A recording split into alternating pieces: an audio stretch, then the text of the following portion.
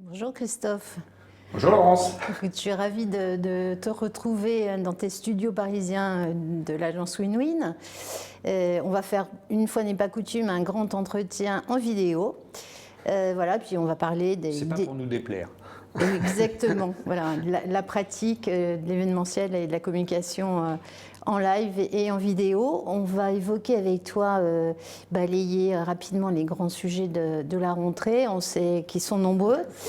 Alors, la rentrée, on a vu un premier semestre 2022 très dense, avec un mois de juin terminé sur les chapeaux de roue. Comment se profile la rentrée pour Win-Win et le marché en général? Je vais dire qu'après la frénésie et la cohue du premier semestre, on rentre dans des cycles un peu plus normalisés, avec des clients qui reprennent un rythme, je vais dire normal, à la fois d'appel d'offres et de réalisation, c'est-à-dire pas des choses à faire dans les 15 jours, 3 semaines, 1 mois, mais plus des réflexions à 3 mois, 6 mois, 8 mois. Maintenant, le deuxième semestre, il est très dense, mais il est, je dirais, mieux organisé. D'abord parce que je pense que tout notre écosystème a repris, a un peu retrouvé aussi ses automatismes sur la technique, la logistique, un certain nombre de points qui étaient assez problématiques à la reprise, parce qu'elle a été tellement violente que c'était très compliqué parfois de trouver les équipes et d'être sûr qu'on allait assurer la prestation, sachant qu'on est interdépendant dans l'événementiel, hein, on fait intervenir de nombreux acteurs et dès qu'il y en a un qui est défaillant, c'est l'ensemble du dispositif qui est défaillant. Voilà. Quelle est votre actualité à l'agence? C'est quoi les événements, si tu peux en parler? Ouais. Elle est riche. D'abord, on a passé un été sur les routes avec BPI France et avec le Big Tour qui continue. Là, on vient de finir toutes les dates de Bretagne, mais surtout sur cette rentrée, en fait, on a de nombreuses conventions, conférences, lancements. Voilà, ça s'enchaîne. On est re-rentré dans le rythme corporate et puis parallèlement, nous, on continue, je dirais, nos investissements digitaux. On a lancé une web TV qui s'appelle Kitchen Win, qui est dédiée à l'univers des cuisinistes. C'est une stratégie un peu particulière, c'est qu'on s'associe systématiquement avec un acteur expert du secteur. Nous, on lui apporte toutes nos solutions, je dirais, marketing et technologiques, et lui apporte sa connaissance du secteur et son réseau voilà, de connaissances. Donc, c'est une nouvelle voie. Les web TV ou télé d'entreprise, c'est quelque chose qui aujourd'hui est en train d'exploser parce qu'en fait, avec cette digitalisation forcée pendant le Covid, les entreprises ont découvert la force finalement du média audiovisuel ou du média digital et toutes ses vertus, c'est-à-dire que l'événement à la demande, cette capacité aussi à inclure beaucoup plus de cibles, à économiser. Voilà.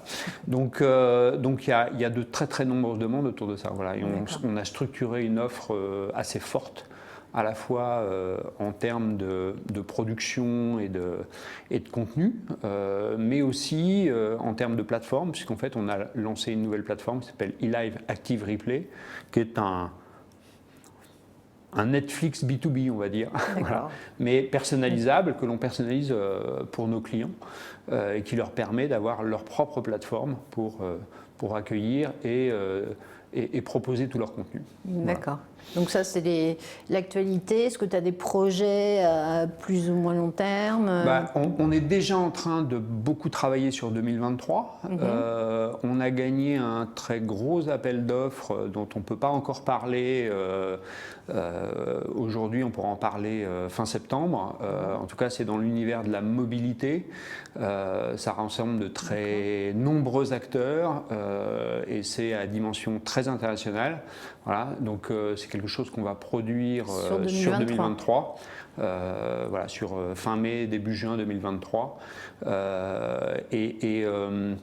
Je pense que ça aussi, ça révèle une nouvelle façon d'approcher les choses, puisque finalement, cette compétition, on l'a gagnée face à des Canadiens qui géraient ça depuis de nombreuses années. On l'a gagnée en association avec Uzbek Erika pour les contenus et avec Tétro pour la scénographie. Donc on est aussi de plus en plus dans la co-création. On s'aperçoit que dans ce monde très perturbé, on ne peut plus évoluer seul. Il faut à plusieurs. Voilà. Et c'est une forme d'écosystème en fait de création et d'innovation. D'accord. Voilà. Dans cet esprit-là, est-ce que tu vois de la part des annonceurs et des donneurs d'ordre justement cet esprit de co-création, de partenariat et est-ce que leurs objectifs ont un peu évolué?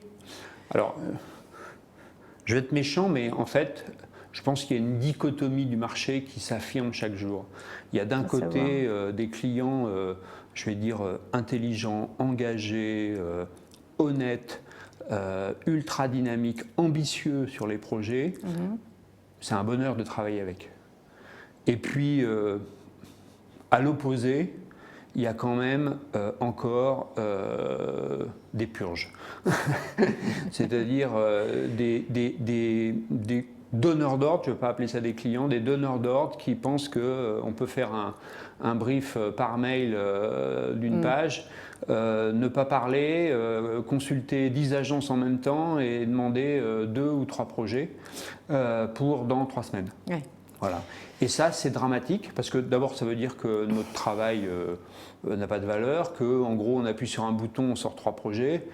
Bon, c'est totalement méconnaître notre métier et tous les efforts qu'il faut faire pour concevoir, produire des événements de qualité.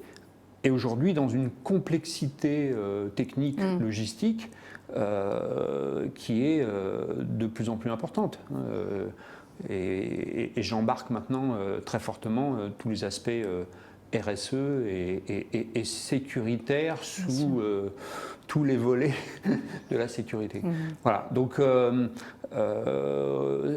ça se tranche. Le marché est vraiment de plus en plus dans cette dichotomie. Bon, je ne te cache pas que c'est vraiment la première partie qui nous intéresse. Et pour le coup, par exemple, ce gros projet qu'on a gagné, c'est un client remarquable dans sa vision, dans la co-création, dans la façon de travailler. Voilà. Bon. C'est vrai que cette question de la relation agence-annonceur, elle n'est pas nouvelle. On en parle depuis longtemps et on sent que...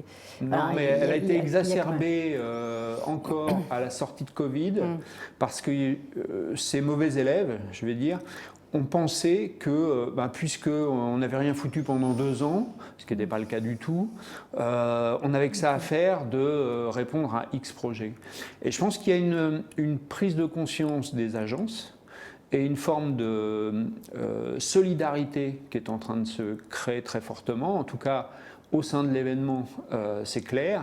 Et d'ailleurs, entre guillemets, on dénonce auprès de l'événement chaque appel d'offres qui n'est pas respectueux du statut et du travail des agences. Et c'est l'association en fait, qui prend contact avec ces donneurs d'ordre un peu irrespectueux pour leur réexpliquer quelles sont les règles pour travailler avec des agences. Voilà. Est-ce qu'on est sur du name and shame ou pas encore? Mais bon, voilà. Pas encore, mais il faut quand même secouer un peu tout ça. Quoi. Mais c'est obligatoire. Et de toute façon, en fait, les agences sont tellement sollicitées actuellement, à la fois dans la production de ce qu'on a pu gagner ou de ce qu'on avait en portefeuille, qu'on devient assez, voire très sélectif dans le choix des appels d'offres sur lesquels on monte. Mais on n'a pas d'autre choix. Un appel d'offres aujourd'hui, à minima, c'est un investissement de 5 à 10 000 euros. Les plus gros, on arrive à 100 000 euros d'investissement. C'est énorme. Et quand on concourt, alors quand il y a 2 ou 3 agences, on a une chance sur 3. Quand il y en a 10, c'est... Voilà. Et quand il y en a 10, on n'y va plus. Voilà. Ou du moins, il y a aussi des annonceurs qui ont compris qu'ils devaient, s'ils voulaient consulter plus largement le marché, ils devaient fonctionner de façon beaucoup plus pyramidale, c'est-à-dire plus avec une forme de longue liste et on consulte, on voit quelle est finalement l'expertise de chaque agence, ils établissent une shortlist, ils demandent une note mais pas forcément trop chronophage. Et là, ils établissent leur shortlist et ils vont faire travailler les agents. Et après, on avance. Ça, c'est respectueux parce qu'il y a le temps de la connaissance. Et puis, il y a ce besoin aussi d'échange lors des briefs. Quand on est face à des annonceurs qui refusent tout échange, et notamment les directions des achats qui disent non, vous ne devez pas avoir des échanges parce que ça pourrait être suspect, je pense qu'ils n'ont rien compris. Oui. Voilà. Bon. À suivre, effectivement. Mais bon, ça fait quelques années que je fais ce métier. Le problème n'a jamais changé. Ouais. Bon, restons positifs. Et... Alors, le contexte est très compliqué. On ne peut pas faire abstraction du contexte international. On parle de pénurie, de sobriété énergétique, le conflit, les problèmes d'approvisionnement. Comment ça impacte le secteur événementiel? Alors, peut-être plus sur le volet production, matières premières. Est-ce que ça a des effets aussi, vous, sur vos coûts de production? Et est-ce que c'est compris de la part des acheteurs? Ça a des effets. C'est compris de la part des acheteurs parce qu'en fait, je pense qu'ils vivent les mêmes problèmes dans leurs entreprises. Maintenant, quand on est sur un budget fermé, il y a toujours cette limite du budget fermé en disant mais non, moi j'ai ce budget-là, donc vous ne pouvez pas m'impacter des coûts d'inflation. Le seul truc, c'est que en fait, la problématique, elle est bizarrement plus réelle et prégnante sur ceux qui ont programmé des événements à moyen terme. Parce qu'en fait, au moment où on consulte, au moment où on construit les budgets, on les construit sur une base tarifaire. Et potentiellement, 6 mois, 8 mois plus tard, en fait, les tarifs ont augmenté. Le seul truc, c'est qu'on n'a pas forcément engagé au lendemain je dirais, la clôture de l'appel d'offres.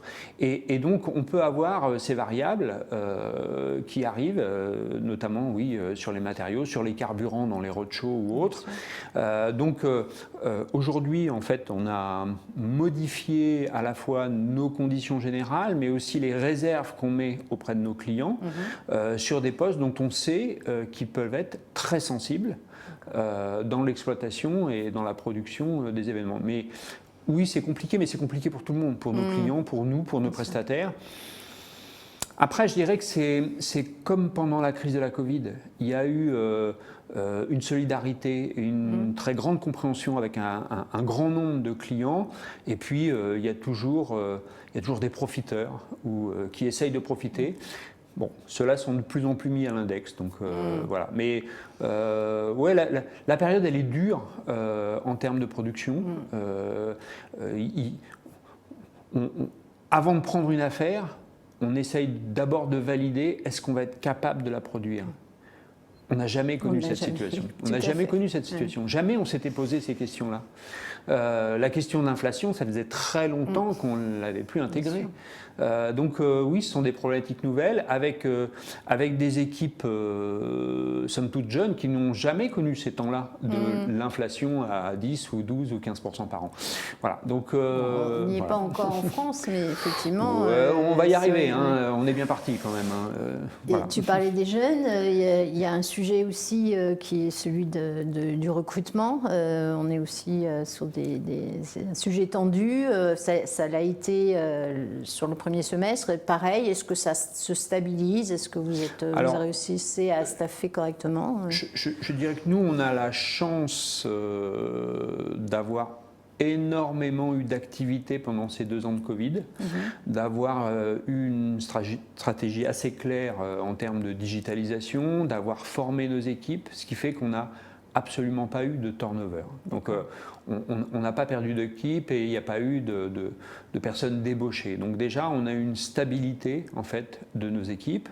Là où en fait on peut être à la peine, c'est dans notre écosystème de freelance qui sont sursollicités aujourd'hui. Certains sont partis en province parce que la vie parisienne ne leur convenait plus, donc on en a perdu. Et puis il y a un événement phare français qui s'appelle les JO, qui est quand même en train de puiser, et de puiser pas dans des ressources juniors, mais dans des ressources seniors, aguerries. Donc, bon, ça fait la place aux jeunes, mais nous, ça nous pose des problèmes, parce que voilà, on est en permanence à jongler et à essayer de trouver les freelances, à monter les équipes, à devoir presque je vais dire les séduire et les fidéliser. Alors les fidéliser, nous on avait déjà fidélisé notre écosystème parce qu'on les avait maintenus en activité pendant toute la crise de la Covid. Donc je pense que le retour de fidélité, il était réellement là. Maintenant, oui, aujourd'hui sur chaque projet, on part à la chasse. Ouais. Voilà. mais bon, c'est pas particulier à l'agence. Je pense que toutes les agences je confirme que c'est un constat assez général. Sont dans le même cas. Voilà. Ça doit nous faire réfléchir sur à la fois toutes les générations qu'on est en train d'embaucher, de former, d'essayer de fidéliser, de faire grimper. Voilà. Bon. Il y a un sujet aussi dont cette génération-là doit parler et qui s'est imposé dans l'actualité encore plus violemment cet été, c'est le changement climatique. En cette rentrée, l'un des mots aussi qui est sur toutes les lèvres, c'est la sobriété. Comment, quand on fait de l'événementiel, on pense sobriété aujourd'hui? Alors là, je pense qu'on a un reset total à faire. Bon, moi, ça fait pas mal d'années que je pousse dans ce sens, que j'ai poussé au sein de l'événement à faire en sorte que les agences soient certifiées et s'engagent en fait dans une démarche RSE.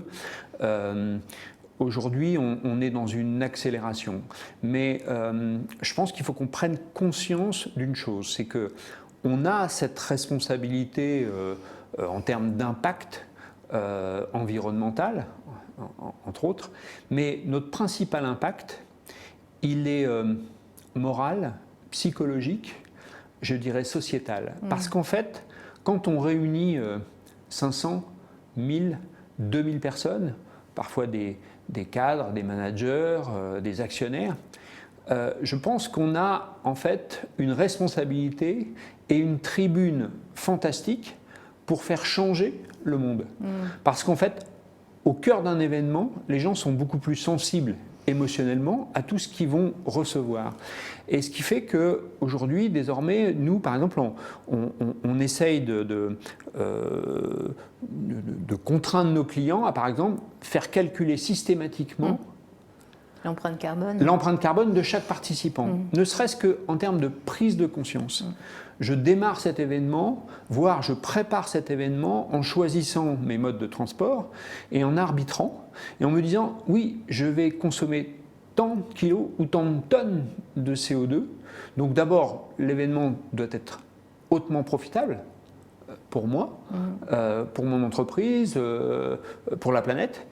Donc peut-être que j'ai un regard plus juste dessus. Voilà. Et ça m'apprend aussi à vivre différemment et à faire différemment. Mais en fait, nous, on a ce gros travail d'évangélisation à faire. Alors, je veux dire, les services achats nous mettent des cadres de contraintes, mais qu'on connaît déjà, puisqu'en fait, ils font partie de la norme ISO 20121. Après, on a à évangéliser auprès des services communication marketing et surtout des dirigeants. Mais ça passe avant tout par beaucoup de communication. Si on leur montre qu'on peut développer des événements beaucoup plus respectueux et qu'en plus on en fera un atout en communiquant sur l'événement même, en expliquant à chaque participant pourquoi on n'a pas mis une moquette, pourquoi on a investi principalement sur le confort d'écoute et sur la qualité de, je vais dire, de diffusion des contenus et pas sur tout ce qu'il y avait autour. Le décorum. Voilà. Pourquoi on a choisi ce site ? parce qu'il était au centre et qu'il minimisait les transferts et qu'il était déjà largement prééquipé. Bon, tout ça, en fait, on a ce devoir d'explication, d'évangélisation. Ça, c'est nouveau. C'est encore plus de travail, parce qu'il faut préparer tout ça, et puis tout ça souvent dans un timing qui reste ultra chaud. Voilà. Mais les choses changent. En tout cas, elles changent très largement chez nous. Les équipes sont désormais totalement formées et sensibilisées à ça, donc réfléchissent différemment et challenge. Voilà. Et du coup, toi, tu es à la tête du chantier RSE au sein de l'association. Alors, j'étais à la tête, puisqu'en fait, je ne me suis pas représenté à la dernière AG. D'accord. J'ai laissé la place à mes petits camarades, mais je suis toujours aussi engagé, et l'événement est toujours autant engagé. D'ailleurs, cet été, je crois que c'est le ministère de l'économie et de la transition énergétique ont pris contact avec l'UNIMEV et avec l'événement pour nous demander de proposer un certain nombre d'actions et de mesures pour faire en sorte que nos événements soient beaucoup plus sobres. D'accord. Donc voilà, la réflexion, elle est là. De toute façon, je pense qu'il faut qu'on y aille à marche forcée. On n'a pas d'autre choix. Parce que ce qui nous pend au nez, c'est de supprimer les événements en disant c'est une gabegie. Or, l'événement, c'est avant tout une formidable capacité à échanger, à motiver, à engager. Maintenant, il faut le faire utilement. Donc oui, on doit challenger chaque action, décision que l'on prend. Et est-ce qu'il faut challenger aussi les annonceurs? Ou est-ce que tu trouves qu'aussi ils ont avancé, ils ont fait leur part du chemin? Ils sont challengés. Alors c'est très c'est de plus en plus sensible pour eux, et pour leurs patrons. Les histoires de jets, les histoires de yachts. Nous on est partenaire du Yacht Club de Monaco. Tout ce qu'on a initié il y a 1 an au Yacht Club de Monaco en disant le yachting doit devenir beaucoup plus responsable est en train d'arriver, mais à vitesse grand V, et de s'affirmer. Donc on voit bien qu'on a un besoin d'accélération dans toutes ces mesures. Et je pense que face à ça, en fait, c'est le risque réputationnel, finalement, qui fait le plus bouger les entreprises. D'abord, via leurs collaborateurs, qui disent c'est quoi cette entreprise dans laquelle je travaille, on n'a plus le droit de faire ça. Ensuite, ça peut être les actionnaires, les fonds d'investissement qui désormais ils regardent de beaucoup plus près sur finalement la conduite du changement et la transformation des entreprises, parce que les fonds d'investissement se disent oh là là, mais on pourrait avoir un retour de manivelle très fort et ça ne serait pas bon pour notre business. Donc ça pousse aussi. Et puis bien sûr il y a les médias, les consommateurs, qui à un moment peuvent mettre à l'index en disant cette marque n'est plus vertueuse ou prétend des choses qu'elle n'applique pas. Voilà. Donc oui, ça bouge très fortement. Maintenant, on est toujours dans des choses qui se font rapidement, donc un besoin de décision et donc un besoin d'accès aux dirigeants pour à un moment trancher, parce qu'en fait faire des arbitrages. On est de plus en plus dans une forme de radicalité. Parce qu'en fait, on ne peut pas faire dans le soft. À un moment, c'est un exemple tout simple, mais je mets de la moquette ou j'en mets pas. Ah ouais, mais s'il n'a pas sa moquette, bah oui, il n'aura pas sa moquette. Oui. Oui, mais c'est vrai que là, pour rebondir et sur l'urgence des décisions à prendre, c'est vrai que le sujet de la moquette dans l'événementiel, il n'est pas nouveau. Et c'est vrai que là, on se dit il n'est pas nouveau, faut accélérer. À un moment, ça peut paraître bête, mais ça doit se prendre aussi en haut, parce que sinon, il y a potentiellement un patron qui va dire mais je ne comprends pas pourquoi. Le jour J. Oh là là, mais c'est pas vrai. Non. Mais tout ça nécessite beaucoup d'évangélisation et de communication, en fait. Voilà.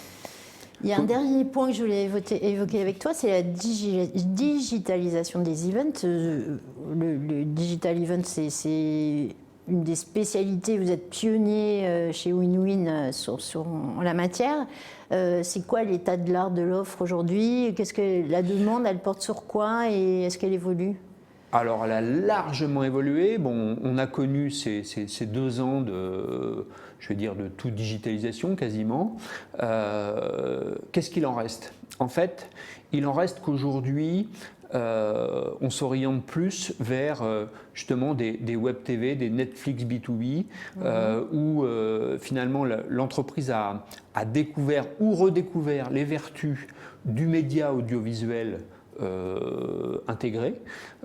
Donc nous on fait énormément de tournages de web TV qui vont se concentrer sur de l'engagement, de la formation, avec cette disponibilité en permanence. Les événements digitaux à part entière, je pense qu'il y a eu une baisse quasiment de 80%.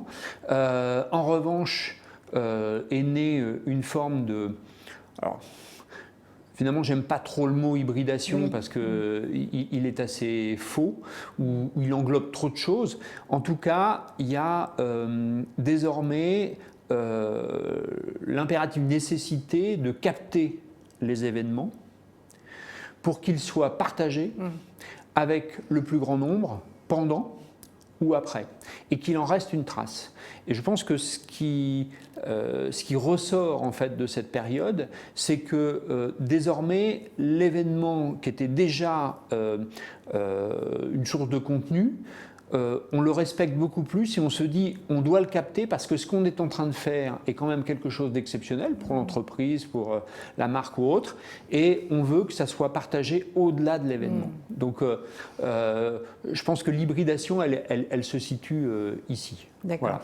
Et puis il y a l'autre volet qui est un volet porteur, qui est le volet du métaverse.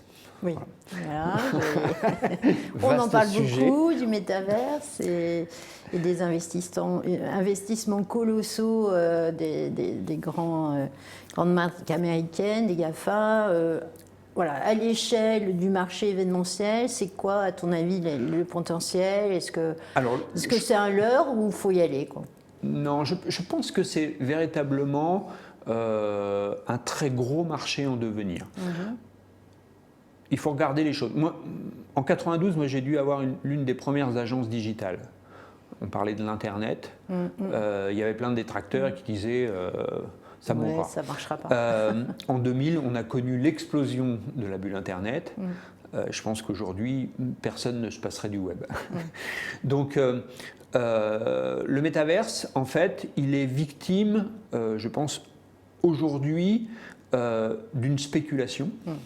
D'une double spéculation. Ceux qui ont voulu ou veulent faire du blé rapidement, avec les NFT. Donc, comme toujours dans ces marchés spéculatifs, il y a un certain nombre de gagnants et qui peuvent gagner beaucoup. Et puis, il va y avoir une somme de perdants, parce que dans toute explosion d'une bulle, eh bien, il y a des perdants. Mais là, on est sur la part de NFT. Et puis, à côté de ça, il y a les marques. Il y a les marques qui se sont engagées en se disant tiens, il y a un nouveau territoire, il y a des choses. Elles y sont allées pour tester. Certaines ont dit on investit ceci, cela. Le métaverse, c'est une opportunité phénoménale pour les marques et les entreprises de créer à la fois des espaces et des expériences totalement maîtrisés, totalement renouvelés et renouvelables indéfiniment. Puisqu'en fait, quand on crée un métaverse, il existe jour et nuit, enfin, si on veut l'ouvrir. Voilà. Nous, on s'est spécialisé aujourd'hui dans les métaverses privés, c'est-à-dire qu'en fait, on crée ces mondes virtuels, on permet en fait toutes les interactions au sein de ces mondes virtuels pour les marques.